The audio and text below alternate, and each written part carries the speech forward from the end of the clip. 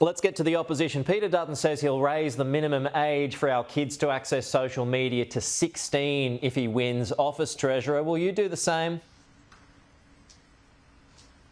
Oh, we support age limits for social media. You know, I think, frankly, not just as a parent, I think every Australian is frankly terrified by the sorts of developments that we're seeing on social media, particularly as it relates to Australian kids. And so we are in favour of age limits for accessing social media, but you've got to make sure that you've got the technology which can do that.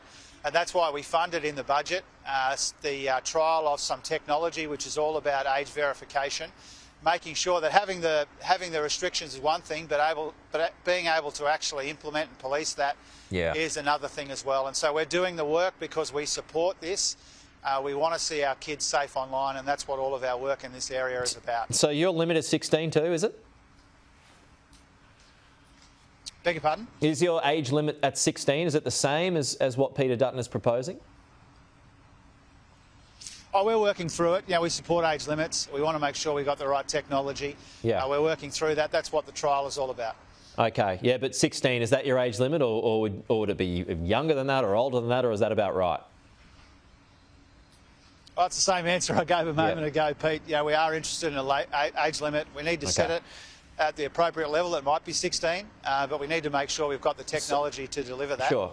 Having that aspiration is one thing, being able to do it is another. So Dutton said this morning that the government could use the tax system to pressure tech giants to comply. Is he right? Can that be done?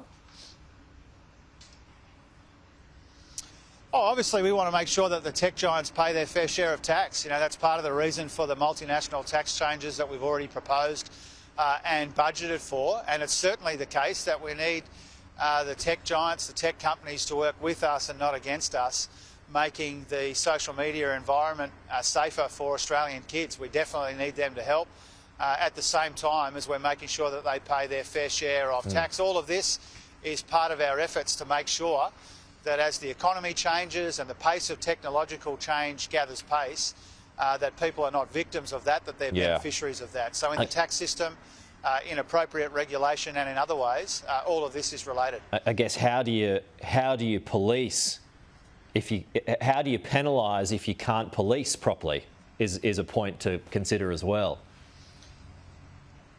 Yeah, that's right. And I mean, to be frank with you, Pete, you know, Peter Dutton says a whole bunch of stuff, but he never backs it up with any detail. You know, he's a very divisive guy. His party's very divided, and he never provides detail on these sorts of policies. We've seen it, supermarket divestment, nuclear power. He won't tell us where the reactors are going. He can't even explain his own migration policy.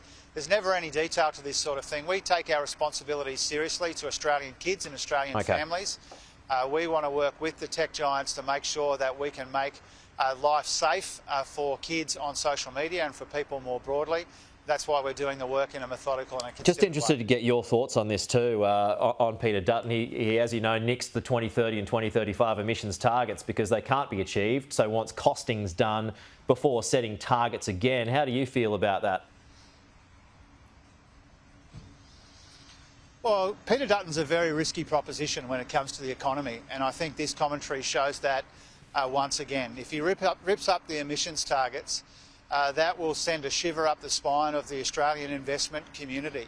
You know, one of the reasons we have these targets is to provide certainty to investors, to businesses and to workers, so that everybody knows our ambition and everybody knows what we're working towards. And if Peter Dutton rips that up, that will create extreme investor uncertainty. It will damage our economy, and our workers, businesses, employers and investors will be poorer for it.